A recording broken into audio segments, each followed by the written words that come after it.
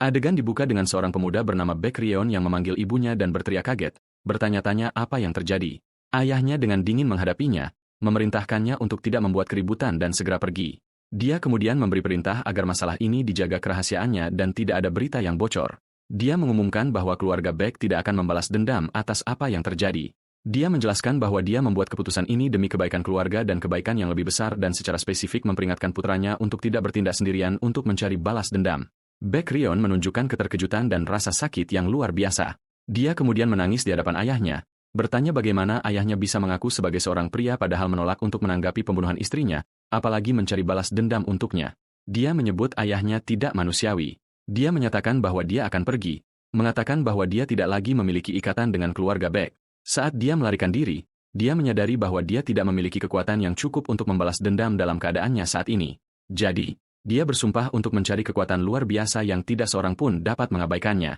Dia memutuskan untuk mendirikan sekte baru, mengumpulkan anak buahnya, dan memperluas pengaruhnya. Saat dia melanjutkan perjalanannya, dia memikirkan semua orang yang terlibat dalam kematian ibunya dan semua orang yang tahu kebenaran dan memilih untuk tetap diam. Dia bersumpah akan membalas dendam, bahkan jika itu memakan waktu puluhan tahun. 12 tahun kemudian, adegan bergeser ke tempat yang dilalap api di mana seorang pria berteriak minta tolong, mengakui bahwa dia salah dan memohon agar aliansi Murim diberitahu. Pria ini memohon kepada Baek Ryeon yang kini telah dewasa, menawarinya apapun yang dia inginkan. Di tengah puing-puing dan mayat, dia bersikeras bahwa tawarannya bagus, yang dijawab dengan tenang oleh Baek Ryeon bahwa ada satu hal yang dia inginkan saat ini. Pria itu dengan antusias bertanya apa yang dia inginkan. Dia mengatakan kepadanya sambil tersenyum bahwa dia menginginkan nyawanya. Pria itu panik dan mengatakan itu adalah lelucon yang tidak lucu. Baek Ryeon melanjutkan, mengatakan bahwa jika dia tidak bisa memberinya nyawanya, dia akan mengambilnya sendiri. Pria itu menjadi geram, menuduhnya mempermainkannya dan mengancam akan mencabik-cabiknya. Baek Ryeon, yang tiba-tiba muncul di belakangnya, membalas bahwa mulutnya sebusuk penampilannya. Dia memukulnya dengan keras, membuatnya terbang, menciptakan kawah di tanah dan meninggalkan awan debu dari benturan yang kuat. Lawan itu berteriak, mengancam akan melemparkan kepala Baek Ryeon ke aliansi Murim. Baek Ryeon bergerak cepat dan membelahnya menjadi dua. Setelah pertarungan, seorang wanita mendekatinya, memanggilnya pemimpin. Dia memberitahunya bahwa seseorang memintanya untuk mengantarkan sesuatu yang dia pegang di atas nampan kepadanya ketika dia selesai. Baek Ryeon, berlumuran darah dan tersenyum, melanjutkan dengan berterima kasih kepada seorang wanita bernama Mo Yong Hyun, menghargai masalahnya dan menunggunya. Hyun menyerahkan gulungan padanya dan memintanya untuk menyekat darah dari wajahnya, yang dia jawab bahwa itu tidak merepotkan. Keduanya berdiri di depan bangunan yang terbakar dan dia merenungkan apakah ini adalah akhir atau mungkin hanya permulaan. Dia kemudian melemparkan gulungan itu padanya, memerintahkannya untuk mengirimkannya ke aliansi Murim, mengumumkan bahwa dia telah memutuskan untuk pensiun. Saat mereka berjalan menjauh dari tempat yang terbakar, Hyun bertanya apakah dia akan kembali ke kampung halamannya dan dia membenarkan bahwa dia telah mencapai semua tujuannya di aliansi. Dia bertanya apakah dia bisa mengunjunginya ketika dia pensiun juga dan dia setuju, menyuruhnya datang mencarinya jika dia sangat bosan. Dia bersikeras ingin tahu kemana dia harus pergi untuk menemukannya dan dia memberitahunya bahwa dia akan berada di pusat Kabupaten Huang. Adegan bergeser ke Baek Ryeon di atas perahu, berpikir bahwa waktu yang lama telah berlalu. Dia ingat bagaimana dia meninggalkan keluarganya dan bergabung dengan aliansi Murim untuk membangun kekuatannya, bagaimana dia naik ke posisi pemimpin berkat seni bela diri baru yang dia ciptakan dan mengenang 12 tahun yang telah berlalu sejak dia bergabung. Dia tersenyum merasa dia akhirnya siap untuk mendirikan sektenya sendiri. Dia melanjutkan pemikirannya di atas perahu, mencatat bahwa dia telah menabung cukup uang untuk membeli rumah besar dan baru saja mendengar bahwa properti yang sempurna dijual, merasa bahwa semuanya berjalan dengan sempurna. Dia tertawa sendiri, percaya bahwa surga membantunya. Kemudian dia tertawa terbahak-bahak. Tukang perahu tua berkomentar bahwa sesuatu yang baik pasti telah terjadi padanya dan Baek Ryeon meminta maaf atas kegembiraannya yang berlebihan. Dia menjelaskan bahwa dia sedang dalam perjalanan untuk menandatangani kontrak untuk membeli rumah besar untuk mendirikan sekte yang telah dia rencanakan sepanjang hidupnya. Dan tukang perahu mencatat bahwa dia adalah seorang pemimpin sekte muda. Dia bergumam pada dirinya sendiri bahwa satu-satunya rumah besar yang dijual di dekat sini adalah yang berhantu, dan Baek Ryeon bertanya kepadanya apa yang dia gumamkan. Tukang perahu menepisnya, mendoakannya semoga berhasil dalam mendirikan sektenya. Baek Ryeon berterima kasih padanya, berpikir dengan percaya diri bahwa yang tersisa hanyalah kontrak, bertanya-tanya apa yang mungkin salah. Dia terus tertawa. Namun, setibanya di sana, dia disambut dengan kejutan besar. Dia berdiri di depan sebuah bangunan yang benar-benar bobrok dan bertanya kepada pria di sampingnya bernama Yurang apakah ini tempatnya. Yang dijawab dengan antusias oleh Yurang, menunjukkan betapa luasnya tempat itu. Dia mencengkeramnya dengan marah, menuduhnya mencoba menipunya. Yurang membela diri, bersikeras bahwa mendapatkan tempat ini sulit dan memintanya untuk melihat-lihat terlebih dahulu sebelum memutuskan. Saat mereka berkeliling di dalam, Baekryun memperhatikan bahwa tempat itu tidak hanya kotor, tetapi sepertinya belum pernah dikelola sama sekali. Yurang melanjutkan penjelasannya, menunjukkan bahwa properti itu memiliki 45 kamar dan 5 tempat latihan, 1 besar dan 4 kecil. Dia terkejut dengan 5 tempat latihan dan bertanya sekte mana yang pernah ada di sini. Tetapi Yurang mengklaim dia tidak tahu bahwa rumah besar itu sangat tua dan dia hanya seorang pialang yang menjualnya. Dia agak yakin, berpikir bahwa dengan sedikit pekerjaan, tempat itu akan cocok untuk membuka sekte. Tetapi Yurang ragu-ragu. Baekryun menghela napas dan bertanya langsung apa masalah sebenarnya dengan tempat itu. Yurang mengakui itu bukan masalah besar kecuali bahwa setiap orang yang sebelumnya membeli rumah besar itu telah meninggal, yang mengejutkan Baekryun. Dia membenarkan bahwa mereka semua meninggal karena gagal jantung tanpa cedera eksternal. Yurang melanjutkan penjelasannya, mengungkapkan bahwa semua pembeli sebelumnya meninggal pada malam pertama segera setelah membeli rumah besar itu, itulah sebabnya tempat itu dikabarkan berhantu. Dia menambahkan bahwa mereka mencoba menyewa penjaga dan master Tao, tetapi tidak berhasil. Baekryun menjadi marah, bertanya-tanya apakah Yurang sengaja mencoba menjebaknya di tempat ini. Yurang yang ketakutan segera menawarkan diskon besar-besaran, menyarankan untuk menjualnya dengan 1/10 dari nilai pasarnya, kemudian menarik kembali dan menerima hanya 4 batang perak. Suasana hati Baekryun tiba-tiba berubah dan dia tertawa terbahak-bahak, merangkul bahu Yurang dan menyerahkan kantong uang, mengatakan bahwa seharusnya dia menyebutkan harga rendah sejak awal sehingga dia tidak salah paham. Yurang merasa lega dan memujinya, mencatat bahwa tindakan berani seperti itu diharapkan darinya, mantan pemimpin unit Langit Biru Agung Aliansi Murim yang dikenal sebagai pemburu hantu. Dia kemudian menyerahkan akta rumah besar itu padanya. Baekryun mengambil akta itu.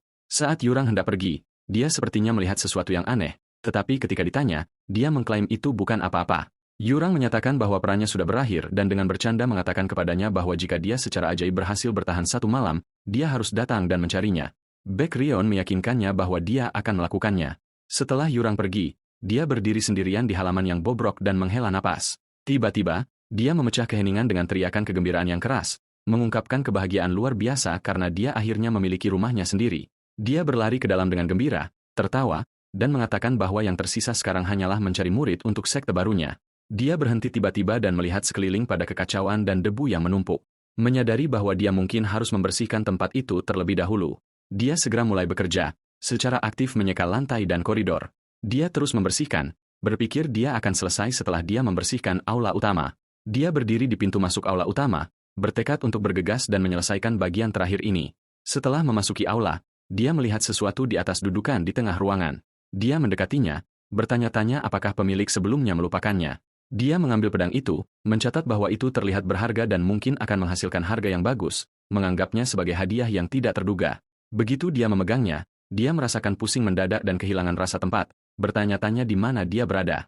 Antarmuka sistem bercahaya misterius muncul di hadapannya, mengidentifikasinya sebagai peserta ujian, seorang seniman bela diri, dan bahwa tujuannya adalah mendirikan sekte dengan peringkat keseluruhan peringkat 2. Sistem mencatat bahwa ini adalah peringkat tertinggi di antara semua peserta ujian sebelumnya. Baekryun terlihat terkejut, bertanya-tanya apa yang dia lihat. Dia tampak sangat bingung saat dia menghindari serangan cepat yang diarahkan ke kepalanya. Sistem tiba-tiba mengumumkan bahwa itu sedang menyesuaikan tingkat kesulitan tes. Baekryun segera mengingat cerita Yurang tentang pemilik sebelumnya yang meninggal pada malam pertama mereka dan menyadari bahwa tes ini adalah yang terjadi pada mereka.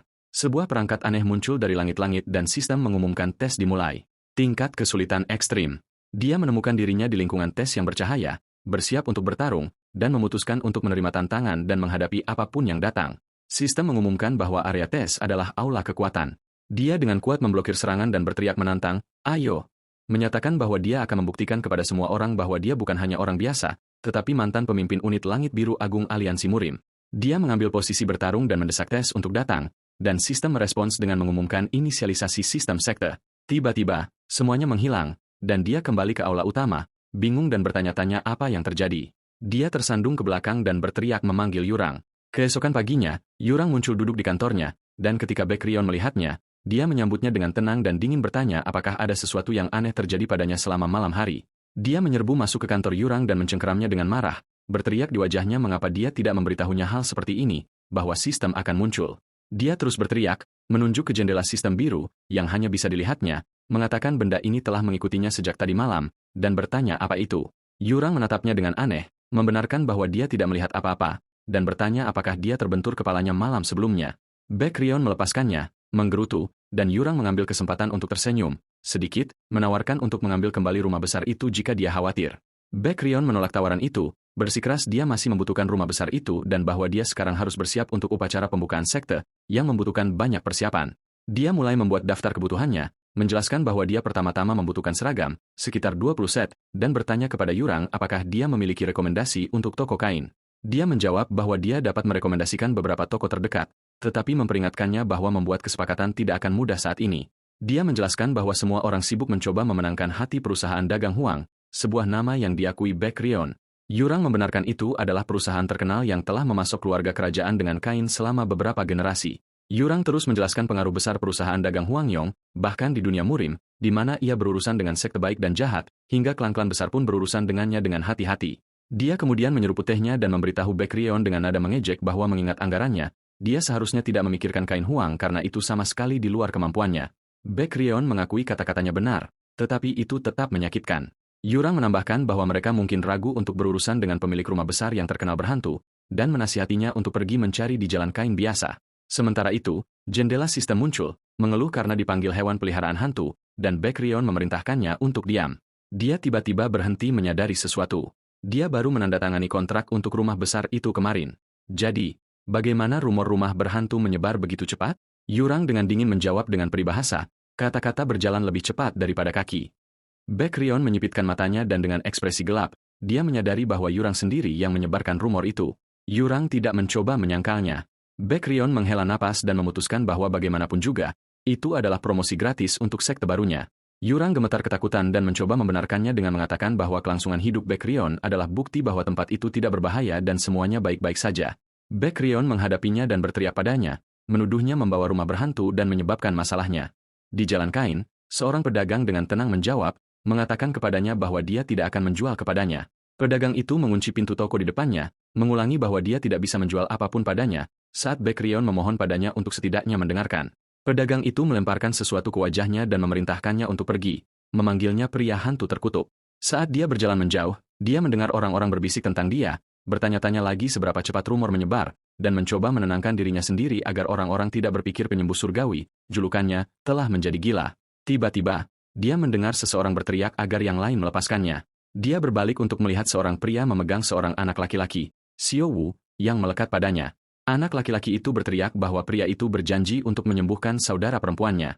Seorang lelaki tua, tetua, berlari ke arah mereka, memanggil anak laki-laki itu, Xiao Wu. Anak laki-laki itu menjelaskan kepada tetua bahwa prajurit-prajurit ini menipunya, mengambil uangnya, dan tidak merawat saudara perempuannya. Pria itu menjadi marah dan memukul Xiao Wu dengan keras di wajah, berteriak bahwa saudara perempuannya tidak ada harapan, dan bahwa bahkan para dokter telah menyerah padanya. Sementara tetua meneriakkan nama anak laki-laki yang dipukuli itu, lelaki tua itu campur tangan, memperhatikan pakaian pria itu, dan mengenali mereka sebagai anggota sekte Baek Cheom, bertanya bagaimana mereka bisa menggertak anak seperti itu. Anggota berpangkat tertinggi dari kelompok itu memerintahkan bawahannya untuk menangani masalah ini dengan tenang dan memastikan berita itu tidak sampai ke pemimpin sekte. Bawahan, seorang pria besar, tersenyum, mematahkan buku-buku jarinya, dan memberitahu tetua dan anak laki-laki itu bahwa mereka seharusnya bersikap sopan, tetapi sekarang mereka memaksanya untuk berlumuran darah lagi. Pria besar itu tersenyum mengejek. Sebelum dia bisa bergerak, dia menerima tendangan kuat mendadak ke wajah dari Baek Ryeon. Pria itu jatuh ke tanah tidak sadarkan diri, dan anggota sekte Baek Cheom yang berpangkat tertinggi tertegun, berteriak dan menuntut untuk mengetahui identitas penyerang. Baek Ryeon berdiri dengan tenang, melihat ke arah tetua dan anak laki-laki itu, lalu menjawab pria itu bahwa namanya mungkin belum terkenal, tetapi sopan untuk menjawab ketika ditanya. Dia dengan percaya diri memperkenalkan dirinya, mengumumkan bahwa dia adalah Baek Ryeon, pemimpin sekte kebahagiaan surgawi.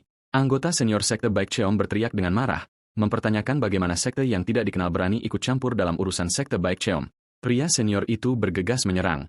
Baek Ryeon membalas dengan serangan cepat dan kuat. Mengarah ke tangannya, dia berdiri di atas lawan-lawannya yang jatuh, dengan dingin, berkomentar bahwa menilai orang berdasarkan nama sekte mereka bukanlah kebiasaan yang baik. Dia menambahkan bahwa sangat buruk untuk melakukannya ketika mereka bahkan tidak tahu keterampilan lawan mereka. Pria lain menjadi marah dan melancarkan serangan, meneriakkan ancaman dan bertanya apakah Baek Ryeon berani menentang sekte Baek Cheom dan bertanya apakah dia menyadari apa artinya itu. Baek Ryeon dengan terampil menghindari serangan itu dan memberikan pukulan balasan ke wajahnya, hanya menjawab bahwa dia tidak tahu. Setelah menjatuhkannya, pemimpin regu itu sepertinya menyadari sesuatu, bergumam dan bertanya-tanya apakah mantan Master Agung Langit Biru Aliansi Murim adalah orang yang membeli rumah berhantu itu. Baek Ryeon meletakkan tangannya di wajahnya karena kesal saat pria yang terpana itu bertanya apakah dia orangnya. Dia menggerutu pada dirinya sendiri, bertanya-tanya seberapa jauh rumor bodoh ini telah menyebar. Dia mengeluh bahwa karena rumor ini, dia bahkan tidak bisa mendapatkan seragam, menggambarkannya sebagai menjengkelkan. Dia kemudian berbalik ke anggota Baek Cheom, menuntut dia berhenti mengobrol di belakangnya dan menghadapinya dalam pertarungan sebagai gantinya. Pria itu menganggap ini sebagai tantangan publik terhadap sekte Baek Cheom, melompat ke udara untuk menyerangnya, dan bersumpah bahwa dia akan menyesali kesombongannya. Pertarungan sengit pecah di antara keduanya. Tanah bergetar dari kekuatan bentrokan mereka. Baek Ryeon menghindari serangan cepat lawannya. Orang lain mencoba menyelinap menyerangnya dari belakang. Baek Ryeon memblokir serangan mereka sebelum memberikan pukulan akhir. Anggota sekte Baek Cheom jatuh ke tanah, kalah. Saat pria itu terbaring di tanah karena terkejut, Baek Ryeon memberitahunya bahwa jika dia menginginkan tantangan, dia mendapatkannya. Dia meraih pedang besar yang dia temukan di rumah besar itu, matanya berkilauan, dan mengundang pria itu untuk datang dan mencarinya di sekte kebahagiaan surgawi kapan saja jika dia menginginkan pertarungan. Dia menyarankan dia pergi dengan tenang kecuali dia ingin melihat sesuatu yang lebih buruk. Anggota sekte Baek Cheom melarikan diri, bersumpah akan membalas dendam. Baek Ryeon berbalik ke tetua dan anak laki-laki itu, Seo Woo, dan bertanya apakah mereka baik-baik saja, dan anak laki-laki itu memanggilnya prajurit. Seo Woo bangun dengan gembira, mengingatkan Baek Ryeon bahwa dia mencari seragam dan mengumumkan bahwa saudara perempuannya sangat terampil membuat pakaian. Dia tiba-tiba membungkuk dalam-dalam di hadapannya, memohon padanya untuk menyelamatkan saudara perempuannya. Baek Ryeon merasa malu dan mengatakan kepadanya bahwa dia membutuhkan seorang dokter untuk itu sementara jendela sistem biru muncul di sampingnya. Jendela itu mengumumkan penemuan peluang bisnis baru dan bahwa peringkat targetnya adalah peringkat 3. Sementara anak laki-laki itu tersenyum penuh harap, ekspresinya berubah segera dan dia tersenyum, berpikir bahwa peringkat 3 terlihat menjanjikan dan meminta anak laki-laki itu untuk memberitahunya lebih banyak tentang hal itu. Si Woo mulai menjelaskan saat mereka berjalan, menyatakan bahwa orang tua mereka meninggal tahun lalu, hanya menyisakan dia dan saudara perempuannya. Dia melanjutkan bahwa saudara perempuannya terampil dalam kerajinan tangan, sehingga mereka bisa mengelola, tetapi dia baru-baru ini jatuh sakit dengan penyakit yang membekukan anggota tubuhnya. Baek Ryeon memikirkan penyakit aneh ini. Dia bertanya kepada tetua tentang hubungannya dengan mereka. Tetua menjelaskan bahwa dia menjalankan toko kain kecil di desa sebelah dan bahwa dia biasa memberi pekerjaan kepada saudara perempuan anak laki-laki itu, tetapi dia khawatir ketika dia kehilangan kontak dengannya. Seo Woo memimpin Baek Ryeon dan tetua ke rumahnya, mengumumkan kedatangan mereka. Mereka memasuki gubuk bobrok, yang membuat Baek Ryeon diam-diam berharap tempat itu tidak runtuh menimpa mereka. Si Woo bergegas masuk memanggil saudara perempuannya, dengan gembira memberitahunya dia membawa prajurit pembasmi hantu untuk menyelamatkannya. Baek Ryeon mencoba mengoreksi deskripsi yang dilebih-lebihkan ini, tetapi dia berhenti tiba-tiba ketika dia melihat pemandangan mengejutkan tangan yang menjulur ke arah api yang menyala tanpa terluka. Seorang gadis muncul duduk dengan tenang di depan api dan bertanya kepada para pendatang baru siapa mereka. Dia melihat dengan takjub bahwa gadis itu, So Hwa, menempatkan anggota tubuhnya langsung di api tanpa terluka dan menyadari kondisinya jauh lebih buruk daripada yang dia bayangkan. Sistem memberitahunya bahwa energi api dan dingin di anggota tubuhnya saling menyeimbangkan. Baek Ryeon berspekulasi bahwa ini mungkin efek samping dari memiliki energi internal berdasarkan yin.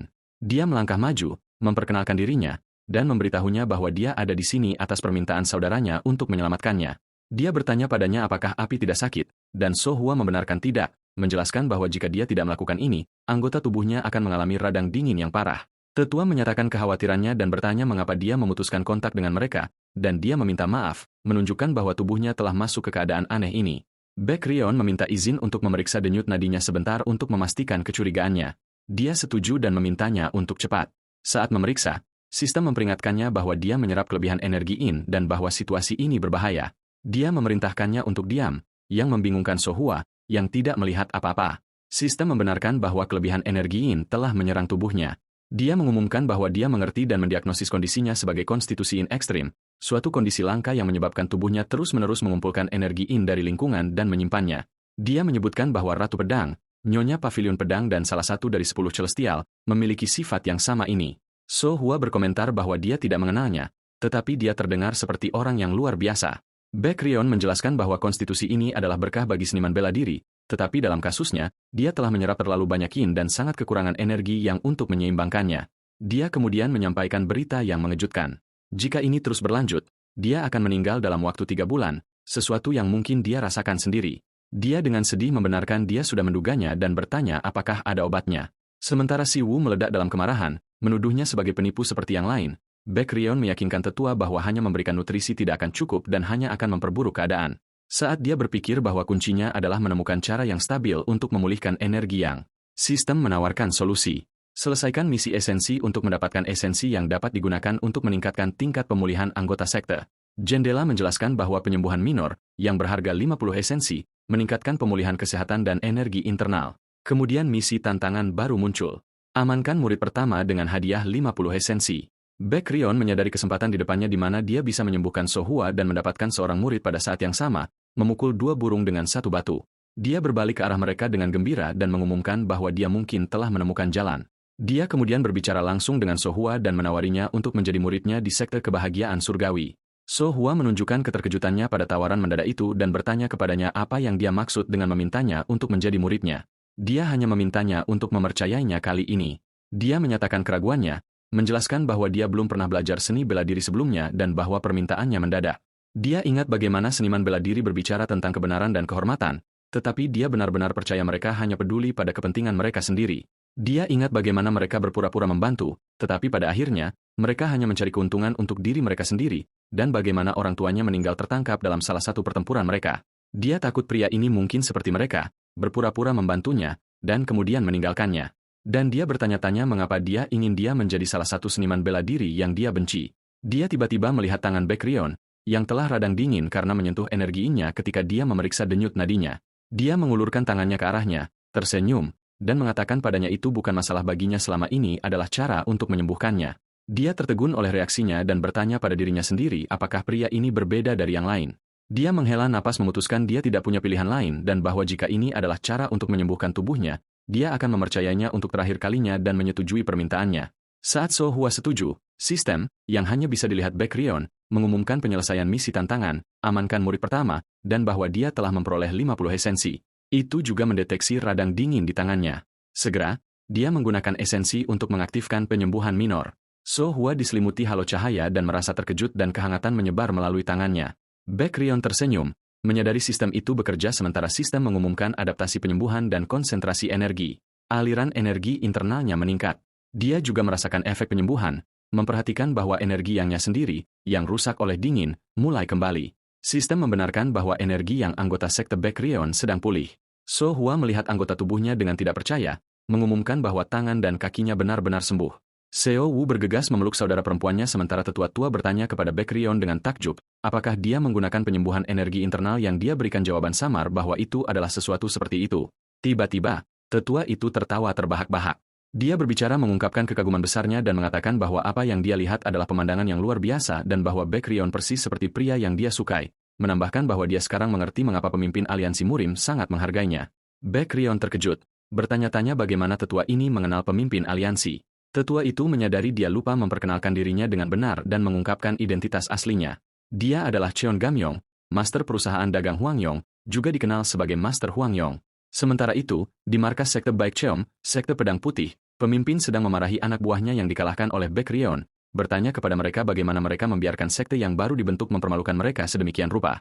Adegan menunjukkan pria, pangkat tertinggi, dihukum secara brutal dan berteriak kesakitan. Pemimpin dengan dingin bertanya apakah dia kesakitan dan mengatakan kepadanya bahwa rasa sakit ini tidak seberapa dibandingkan dengan ejekan yang akan dia hadapi dari dunia. Dia kemudian memerintahkan anak buahnya untuk menyeret mereka semua ke ruang hukuman, mengabaikan permohonan putus asa mereka. Di markas sekte pedang putih, bawahan yang kalah memohon kepada pemimpinnya, Seo Yuan, untuk memberinya kesempatan lagi. Pemimpin mengabaikan permohonan itu, memikirkan Baekryong dari sekte pedang surgawi. Dia memutuskan dia harus menyiapkan pesta penyambutan besar untuknya. Kembali di gubuk, Baekryong bertanya-tanya tentang identitas sebenarnya dari lelaki tua yang dia temui. Dia bertanya langsung apakah dia benar-benar kepala kamar naga kuning, Hwangyong. Pria tua itu, Cheon Gamyong, tertawa, membenarkan identitasnya. Baekryong berpikir bahwa dia tahu pria itu tidak biasa, tetapi dia tidak pernah membayangkan dia seberpengaruh ini. Sohua mencoba meminta maaf kepada Gamyong karena tidak menyadari statusnya, tetapi dia dengan lembut meyakinkannya bahwa itu bukan apa-apa untuk meminta maaf. Dia kemudian mengalihkan perhatiannya ke Baekryong dan menawarinya untuk bergabung dengan Kamar Naga Kuning.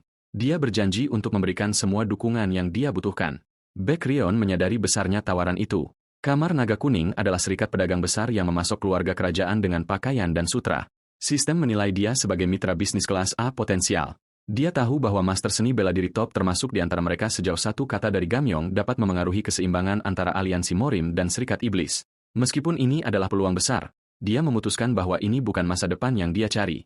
Maka, dia menyampaikan apresiasinya atas tawaran itu tetapi terpaksa menolaknya. Dia menjelaskan sambil tersenyum bahwa dia baru saja menerima murid pertamanya. Gamong mengerutkan dahi, bertanya-tanya bagaimana dia berani menolak tawarannya padahal dia adalah kepala dari Kamar Naga Kuning. Wan mengonfirmasi penolakannya tetapi membuat tawaran balasan agar Gamyong memberinya kesempatan untuk berdagang dengan kamar tersebut.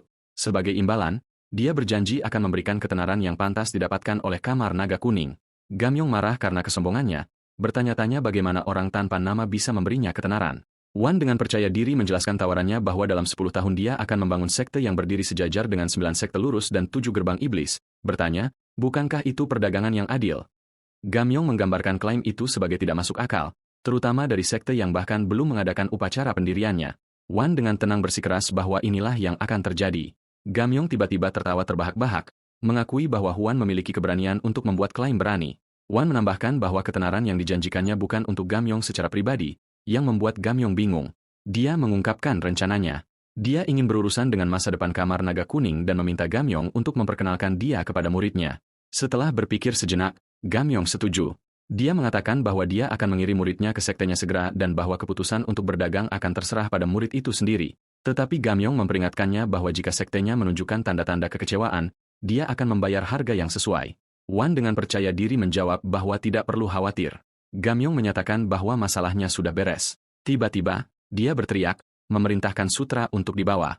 Adegan bergeser keluar untuk menunjukkan sekelompok orang muncul di luar gubuk dengan gerobak yang syarat dengan barang dan pelayan menyambut Gamyong dengan berlutut di tanah. Cheon Gamyong, Master Huang, memberikan Becky Wan tumpukan besar sutra, memintanya untuk menerimanya sebagai deposit dan hadiah apresiasi atas proposal menghibur yang dia buat.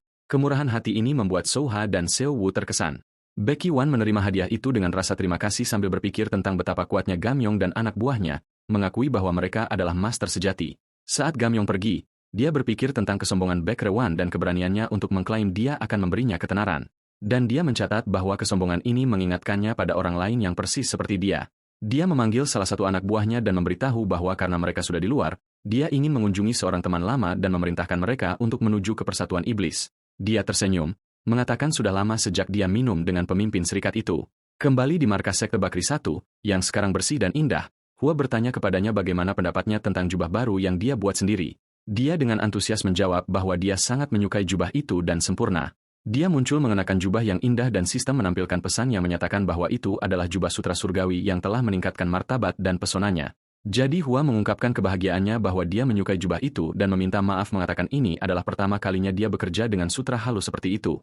Wan berkomentar betapa nyamannya dia bergerak dalam jubah baru itu.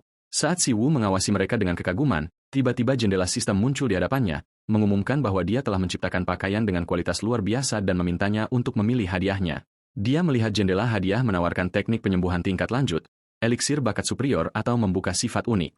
Sambil berpikir bahwa teknik dan eliksir terdengar bagus, dia memutuskan untuk memilih membuka sifat unik terlebih dahulu. Sistem mengumumkan bahwa dia sekarang dapat membuka sifat muridnya. Sebuah jendela muncul menampilkan informasi Soho, 17 tahun, menggambarkannya sebagai orang yang lahir dengan tubuh yin ekstrim dan memiliki potensi luar biasa sebagai seniman bela diri, tetapi kekurangan stamina karena tidak aktif. Sistem menampilkan sifat yang tersedia, ketekunan, kesulitan, dan tanggung jawab. Namun, peringatan muncul bahwa energi internal murid tidak mencukupi, dan membuka sifat saat ini tidak tersedia. Wan dengan marah bertanya-tanya mengapa dia tidak bisa memilih salah satu pun. Sistem menjelaskan bahwa murid harus tumbuh dan naik level sebelum sifat dapat dibuka. Wan menggambarkan ini sebagai tidak adil. Dia memutuskan dia tidak punya pilihan selain membantu So Hua tumbuh sehingga mereka dapat membuka sifat-sifat ini. Dia berbalik padanya dan mengumumkan bahwa sudah waktunya untuk memulai pelatihan yang tepat. So Hua merasa gugup, bertanya-tanya apakah dia akan pandai dalam seni bela diri dan takut membuat kesalahan.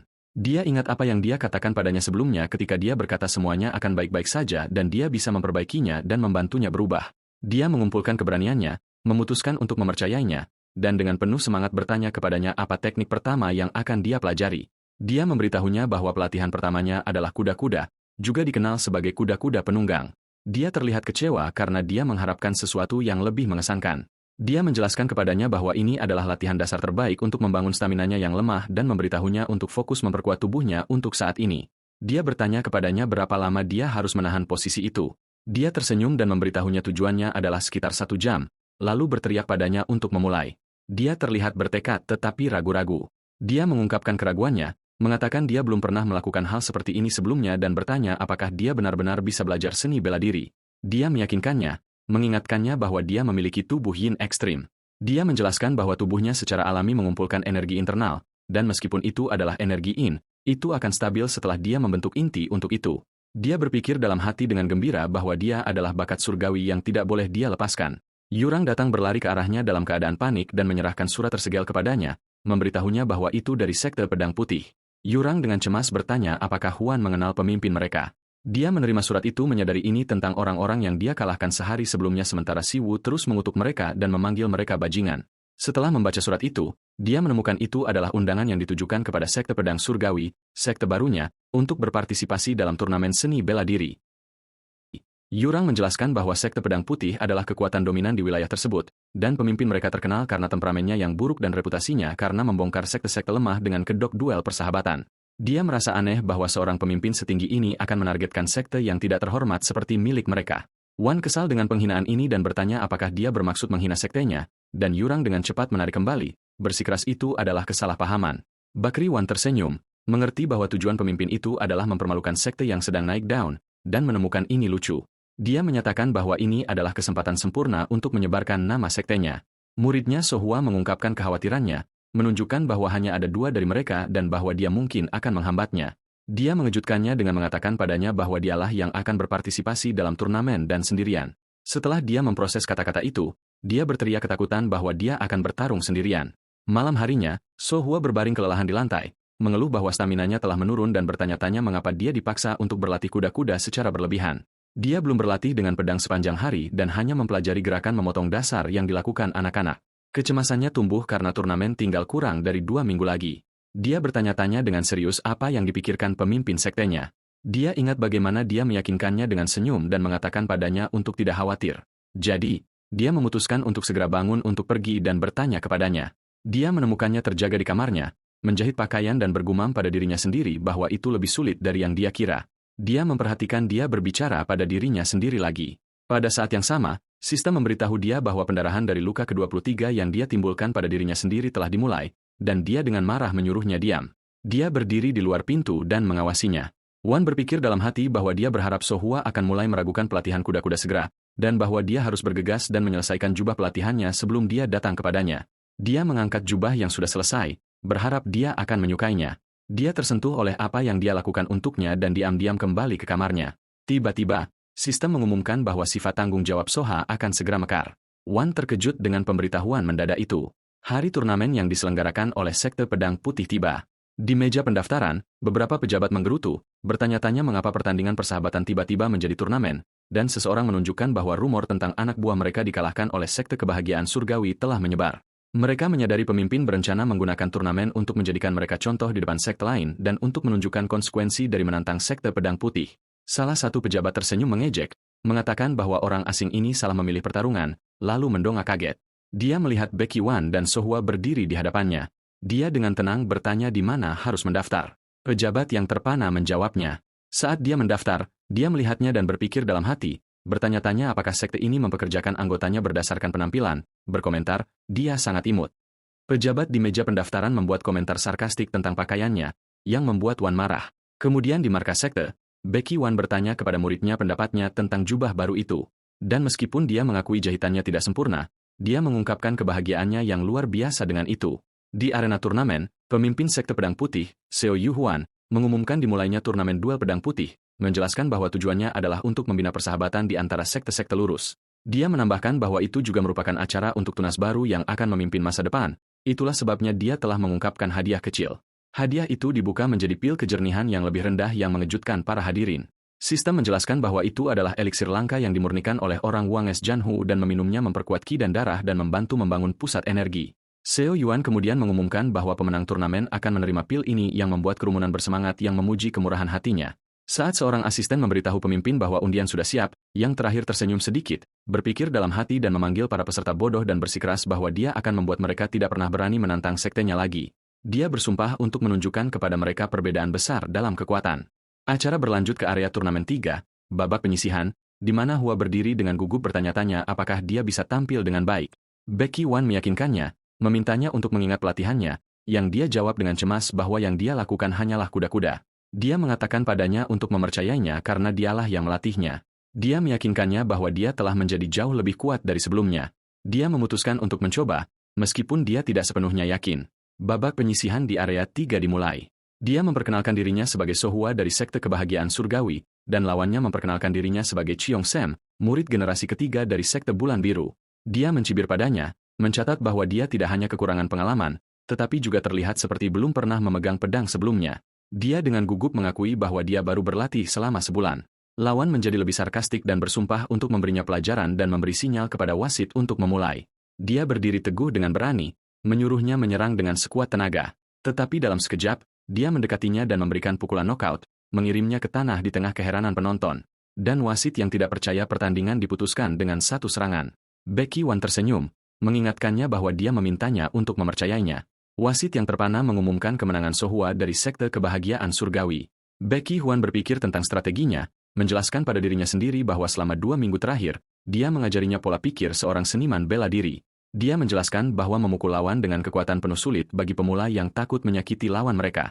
Dia mengakhiri pemikirannya bahwa Soha, tidak seperti mereka, dapat menggunakan kekuatan penuhnya. Dia berlari dengan gembira ke arah pemimpinnya, mengumumkan bahwa dia menang. Dia mengawasinya, berpikir dalam hati bahwa dia harus melewati babak utama tanpa masalah. Dia memutuskan dia tidak perlu khawatir lagi tentang dia dan bahwa dia sekarang harus berkeliling untuk melihat apakah ada peserta lain yang menarik. Wasit mengumumkan pertandingan berikutnya untuk Jin Guang dari sekte pedang putih, yang menarik perhatiannya. Dia memperhatikan saat Jin Guang dengan cepat mengalahkan lawannya, yang memohon padanya untuk menunggu. Lawan yang kalah mengakui kekalahannya, tetapi mengabaikan penyerahan diri. Jin Guang mengangkat pedangnya dengan aura merah yang ganas. Dia memberikan pukulan brutal kepada lawannya yang tersungkur, yang berteriak padanya untuk berhenti. Wasit campur tangan, berteriak bahwa pertandingan sudah berakhir. Jin Guang dinyatakan sebagai pemenang. Wan menyaksikan adegan itu dengan jijik, mencatat bahwa Jin Guang adalah orang yang tercela yang menggunakan trik kotor bahkan melawan lawan yang jelas-jelas dia kalahkan. So Hua berlari dengan gembira ke arahnya, memberitahunya bahwa dia telah mencapai babak utama. Dia memberitahunya dengan gembira bahwa dia menggunakan semua kekuatannya dan menang dengan mudah seperti yang dia katakan. Tiba-tiba, dia merasakan niat membunuh yang kuat dan tidak nyaman dan menyadari itu berasal dari orang yang dilihat Wan, Jin Guang. Dia memberitahunya bahwa jika hal-hal berlanjut seperti ini, dia kemungkinan akan menghadapinya di babak utama. Seseorang menyela mereka, mengucapkan selamat atas kemajuan mereka, dan mengungkapkan identitasnya sebagai Seo Yu Huan, pemimpin sekte pedang putih, yang mengejutkan So Hua. Dia menawarkan permintaan maaf palsu atas kekasaran murid-muridnya sehari sebelumnya. Wan dengan dingin menjawab bahwa itu tidak mengganggunya, tetapi menambahkan secara sarkastik bahwa tampaknya murid-murid pemimpin itu perlu lebih banyak pelatihan. Pemimpin itu mengabaikan penghinaan itu dan memuji Soha, menganggap seorang gadis muda mencapai babak utama sebagai hal yang luar biasa. Tetapi dia menambahkan bahwa sayang sekali lawan berikutnya adalah Ogiam dan bahwa inilah sejauh yang dia akan capai. Dia kemudian menawarinya untuk bergabung dengan sektenya, menunjukkan bakat istimewanya. Wan menjawab dengan mengejek, berterima kasih kepada pemimpin atas kata-kata baiknya tentang lukisannya, yang berarti muridnya. Dia menambahkan bahwa murid-murid sekte pedang putih tampaknya agak berguna. Kata agak membuat pemimpin itu marah yang segera memanggil salah satu muridnya, Wong Bal. Dia memerintahkannya untuk mengawal Huan dan So Hua ke kamar mereka dan berharap mereka menikmati sisa acara. Wan menjawab bahwa mereka akan menikmatinya jika mereka bisa. Saat mereka berjalan, Wong Bal memperkenalkan dirinya sebagai murid pedang pertama dari sekte pedang putih.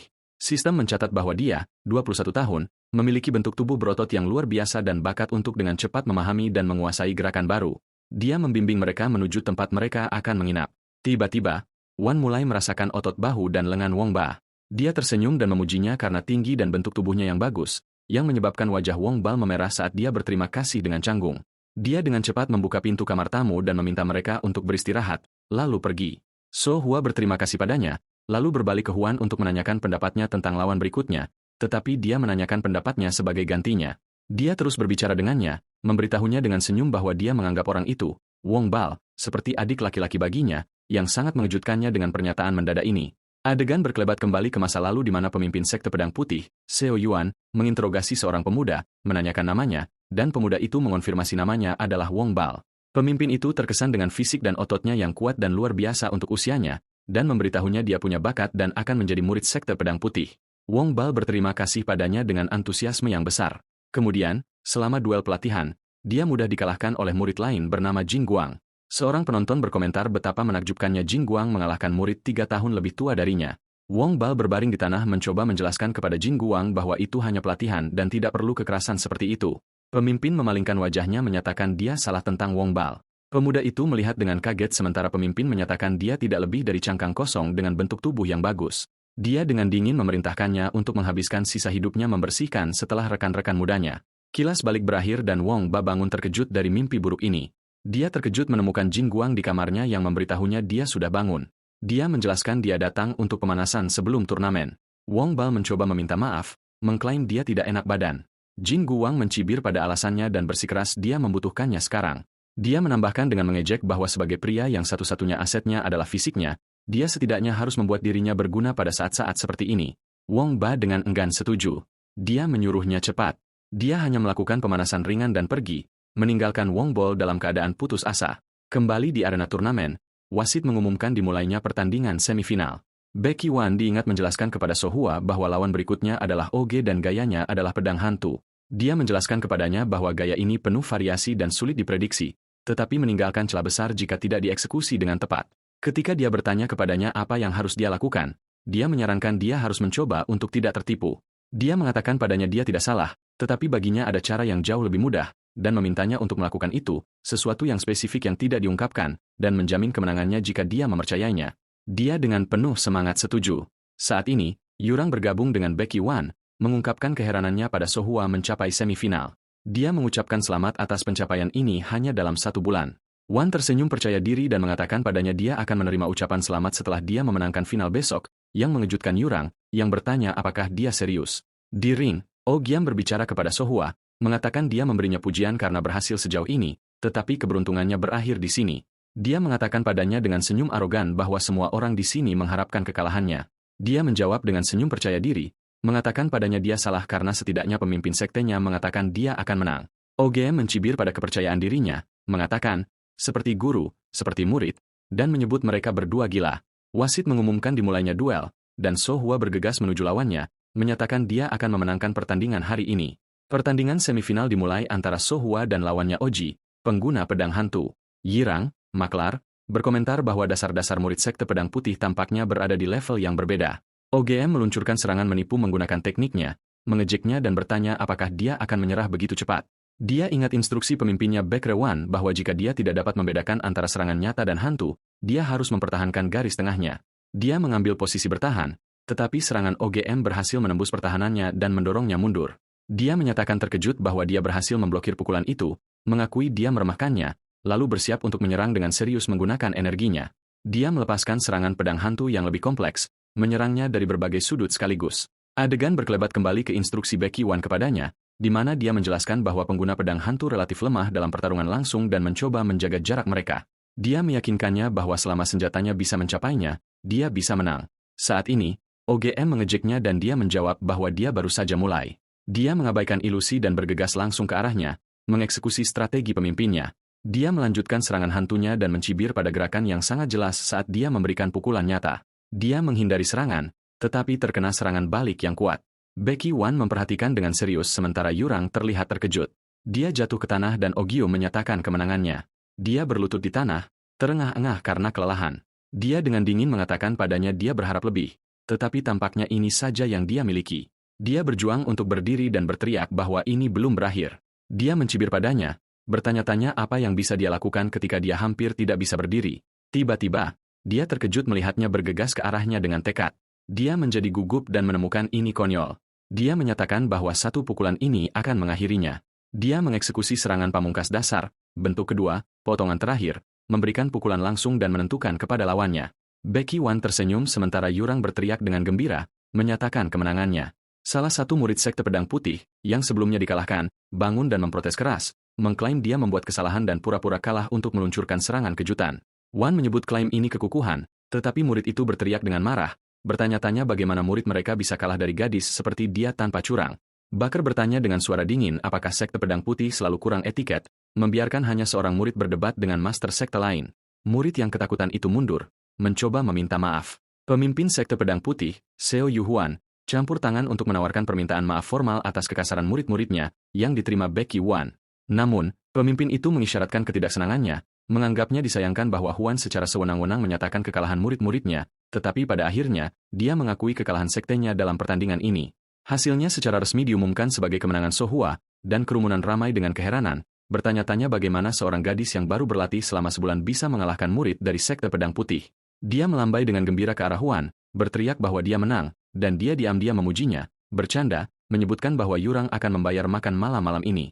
Dari kerumunan, Wong Ba mengawasi Sohua di atas panggung, terlihat gugup dan jantungnya berdebar kencang.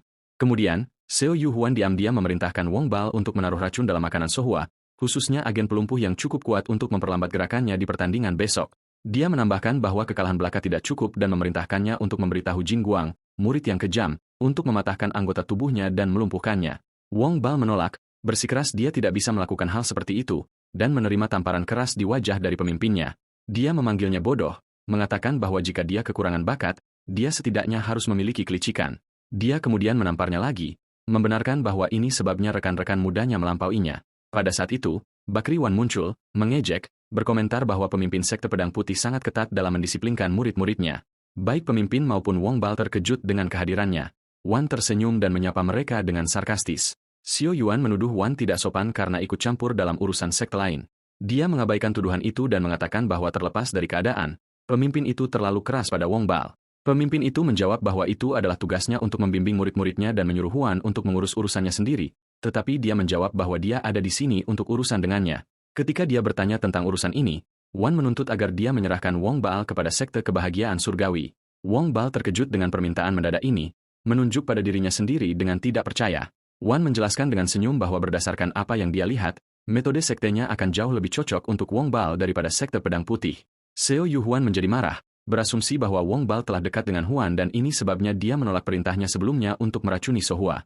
Wong Bal dengan panik mencoba menyangkalnya. Pemimpin itu tersenyum sedikit dan mengumumkan bahwa dia menerima tawaran Wan, tetapi dia menambahkan bahwa akan memalukan untuk menyerahkan seorang murid yang dia hargai dengan begitu mudah dan menyarankan taruhan sederhana. Sementara itu, Sohua merasakan dingin tiba-tiba, bertanya-tanya kemana pemimpinnya pergi. Sementara pemimpin itu berpikir bahwa dia terlalu berbakat untuk dibiarkan membusuk di sekte kecil, dia menyarankan bahwa sekte pemenang dalam turnamen mengambil satu murid dari sekte yang kalah, yang membuat Wong Bal ngeri. Dia menambahkan bahwa dia hanya membuat tawaran ini karena sayang sekali kehilangan Wong Bal, dan Huan segera setuju.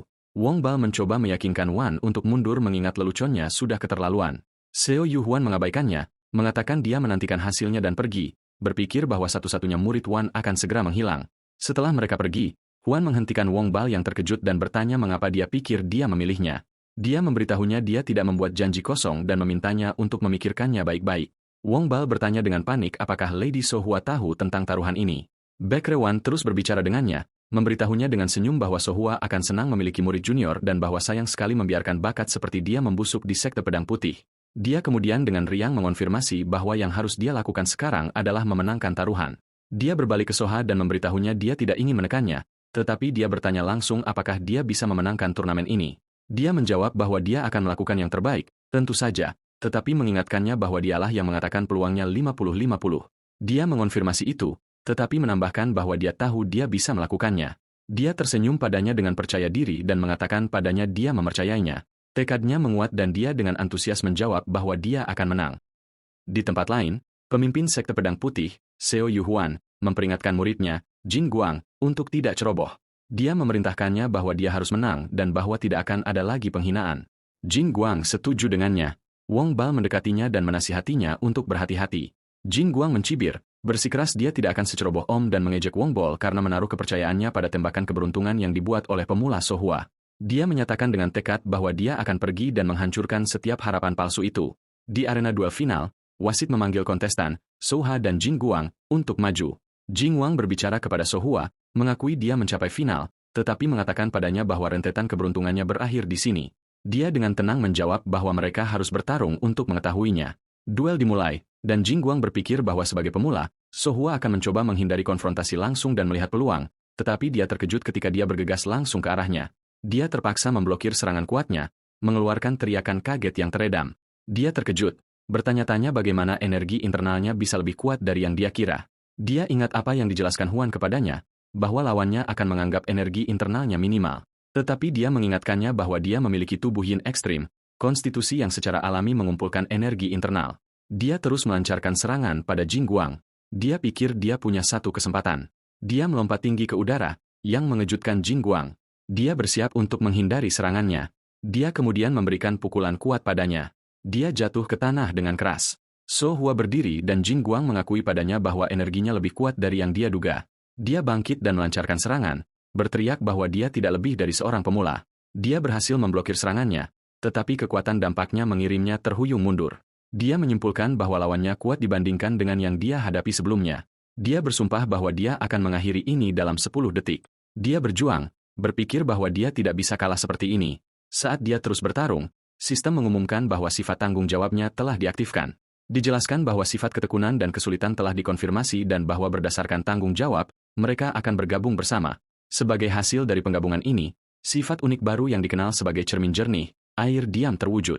Sistem menjelaskan bahwa sifat ini sangat meningkatkan wawasan dan penilaian dalam situasi sulit dan kritis. Berkat kemampuan baru ini, dia berhasil menghindari serangan kejutan Jin Guang, tetapi dia kehilangan senjatanya. Dia merasa cemas tentang situasi berbahaya ini dan merasakan ketakutan dari aura berbahaya yang memancar darinya. Jin Guang mengakui ketahanannya tetapi dengan mengancam bertanya-tanya apakah dia bisa menahan pukulan berikutnya. Saat dia menyiapkan serangan yang kuat dan berbahaya, dia ditunjukkan bersiap untuk pukulan itu. Dia bergegas masuk untuk pukulan terakhir, berteriak bahwa sudah berakhir. Becky Wan memanggil namanya, khawatir tentangnya. Dia ingat kata-kata pemimpinnya, mengatakan padanya dia mempercayainya. Tabrakan besar terjadi. Becky Wan sangat khawatir tentang hasilnya. Sementara Yurang terlihat terkejut. Pemimpin, Seo Yuhuan, mengenali teknik itu, bertanya-tanya apakah itu seni in dingin. So Hua mengeksekusi serangan pamungkas dasar bentuk ketiga satu titik dikelilingi oleh aura energi dingin. Setelah dia mengeksekusi serangan itu, dia merasakan mati rasa di tangannya. Dia jatuh ke tanah dan Baekre Huan terkejut. Dia bergegas menuju ring memanggilnya, tetapi wasit menghentikannya, mengingatkannya bahwa dia tidak diizinkan naik selama duel. Wan berteriak padanya, bertanya-tanya apa yang dia bicarakan, dan menunjukkan bahwa duel sudah diputuskan. Jin Guang ditampilkan terbaring di tanah tidak sadarkan diri. Wasit dengan bingung mengumumkan bahwa pemenangnya adalah So Hua dari Sekte Kebahagiaan Surgawi. So Hua tersenyum bahagia pada Baekre Wan. Pemimpin Seo Yuan melihat dengan kemarahan yang intens, berpikir bahwa Becky Wan telah membuat sektenya menjadi bahan tertawaan. Di ring, gadis yang kelelahan itu ditanya apakah dia bisa berdiri. Dia tersenyum dan memberitahunya dia menepati janjinya. Wan tersenyum sementara Yurang dengan antusias bertepuk tangan, mengucapkan selamat atas pertarungan yang bagus. Dia terus mengucapkan selamat padanya, dan Wan memintanya untuk membalas isyarat kepada kerumunan. Wasit berdiri untuk mengumumkan bahwa pemenang turnamen pedang putih adalah So Hua dari Sekte Kebahagiaan Surgawi. Baekre Wan melangkah maju dan mengumumkan kepada kerumunan bahwa sebagai pemimpin Sekte Pedang Surgawi, dia ingin mengatakan beberapa patah kata. Dia mengumumkan bahwa 1 bulan dari sekarang, upacara pendirian resmi Sekte Pedang Surgawi akan diadakan. Dan dia meminta kehadiran semua orang yang hadir. Pengumumannya menyebabkan keributan besar di antara kerumunan saat orang bertanya-tanya bagaimana Sekte Pedang Putih bisa kalah dari sekte baru yang bahkan belum mengadakan upacara pendirian resminya. Pemimpin Sekte Pedang Putih, Seo Yuhuang, meledak dalam kemarahan, berteriak pada Becky Wan, memanggilnya bajingan dan menuduhnya menggunakan turnamen sebagai platform untuk mengumumkan upacara pendirian sektenya. Dia melanjutkan tuduhannya, mengklaim dia menyembunyikan fakta bahwa muridnya menggunakan keterampilan yin dingin dan berani bertindak di depannya. Ketika dia melangkah maju untuk menyerang, muridnya Wong Bal menghentikannya, meraih lengannya, yang membuatnya marah, dan dia bertanya apa yang dia lakukan. Dia memohon padanya untuk tetap tenang. Kemarahannya tumbuh dan dia menuduh Wong Bal sudah memihak Sekte Pedang Surgawi dan bersiap untuk menyerangnya. Dia menyatakan bahwa pengkhianat harus dieksekusi segera yang membuat Wong Pal ngeri. Dia melancarkan serangan kuat ke arahnya, tetapi Becky Wan tiba-tiba muncul untuk memblokir serangan itu dan dengan dingin bertanya apa yang dia lakukan. Dia menyatakan bahwa Wong Pal sekarang adalah murid Sekte Pedang Surgawi dan memperingatkannya agar tidak memperlakukannya dengan sembarangan. Dengan mata bersinar, dia menawarkan bahwa jika dia tidak puas dengan hasil turnamen, dia bisa melawannya secara pribadi atas nama Wong Pal. Dia meremas tangannya dengan keras. Dia menekan kemarahan intensnya, mendorongnya menjauh, dan berteriak padanya untuk melakukan sesukanya. Saat dia pergi, dia berteriak pada Wang Pal, memberitahunya dia membenci pemandangan dirinya dan memerintahkannya untuk pergi. Dia mengepalkan tinjunya dalam kemarahan, bersumpah untuk tidak pernah melupakan penghinaan yang ditimbulkan Baekre Wan padanya. Saat mereka berjalan, Huan bertanya kepada Wong apakah dia masih memiliki penyesalan. Dia menyangkalnya, tetapi mengungkapkan keraguan dalam kemampuannya untuk memulai lagi sebagai seseorang yang kekurangan bakat. Dia meletakkan tangan di bahunya, meyakinkannya bahwa dia sudah menjadi seniman bela diri yang baik, dan berjanji untuk membuktikannya kepadanya tanpa keraguan. Dia sangat tersentuh dan matanya berkaca-kaca saat dia mengingat hinaan mantan tuannya yang memanggilnya cangkang kosong dan hanya pria tampan. Dengan tekad baru, dia berterima kasih padanya dan bersumpah untuk bekerja keras mulai sekarang. Sistem mengumumkan bahwa dia telah secara resmi menjadi murid kedua dari Sekte Pedang Surgawi. Dengan turnamen selesai, Yurang mengeluh bahwa Huan mencuri sorotan dengan pengumumannya, meskipun Soa adalah yang menang. 2 minggu kemudian, di markas sekte, Wong terlihat berlatih dengan rajin di kuda-kuda. Dia terengah-engah karena kelelahan dan bertanya kepada masternya apa yang harus dia lakukan selain kuda-kuda sementara Soa berlari sambil tertawa main-main dan memanggilnya. Dia berdeham mengambil peran murid senior dan memberitahunya bahwa pemimpin selalu menekankan dasar-dasar. Dia dengan 2 bulan pelatihan menasihatinya untuk tidak sabar dan berlatih keras untuk suatu hari menjadi seperti dia. Dia dengan 8 tahun pelatihan tertawa canggung dan setuju. Dia tersenyum dan mengatakan dia masih percaya diri dengan keterampilan fisiknya. Jadi dia mengatakan padanya bahwa jika itu masalahnya, dia bisa mengambil air sendiri. Becky Wan mengamati murid barunya dan sistem menampilkan profilnya. Wong 21 tahun, murid kedua. Ini mengungkapkan kekuatannya, struktur tulang yang luar biasa dan bakat luar biasa untuk memahami dan menyerap teknik dan kelemahannya. Indra energi Chai yang sangat rendah. Dia mengumpulkan energi internal dengan lambat. Ini dapat dikompensasi dengan konsentrasi roh. Sifat uniknya, saat ini tidak dapat digunakan, juga muncul, pemalu, rajin, disiplin diri. Dia mengonfirmasi bahwa ini sesuai dengan kecurigaannya. Dia menganalisis bahwa bakatnya terletak pada pemahamannya tentang teknik dan citra mentalnya yang kuat. Selain daya tahannya, saat dia mengawasinya bermain dengan Seo Wu, dia berpikir tentang murid-murid barunya, pertama Soa dan sekarang Wong, dan tersenyum, puas dengan matanya yang tajam untuk bakat. Yurang bertanya kepadanya bagaimana persiapan untuk upacara pendirian berjalan. Wan berterima kasih padanya, mengonfirmasi bahwa segala sesuatunya berjalan lancar berkat bantuannya. Yurang dengan rendah hati mengatakan dia hanya seorang investor. Kemudian memberitahunya bahwa berkat promosi selama turnamen, banyak pesan telah tiba dari orang-orang yang mengonfirmasi niat mereka untuk menghadiri upacara pendirian, yang mengejutkannya. Tetapi dia menambahkan peringatan, memberitahunya bahwa di antara surat-surat itu ada perintah dari Aliansi Murim, yang mengejutkannya.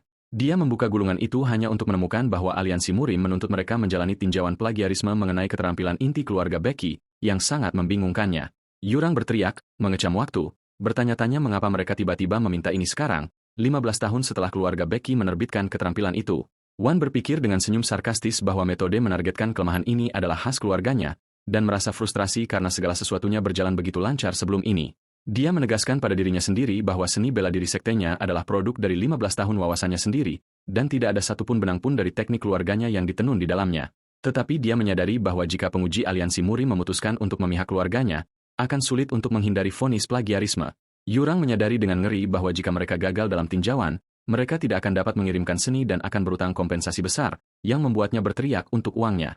Dia menambahkan bahwa bahkan jika mereka mendapatkan pemeriksaan ulang nanti, standarnya akan jauh lebih ketat. Wong menyela dengan masuk dan memanggil pemimpin sekte. Yurang mengumumkan bahwa dia harus pergi sekarang dan keluar, meninggalkan Huan dan Wong Pal. Wan berpikir mereka kemungkinan besar akan menargetkan upacara pendirian.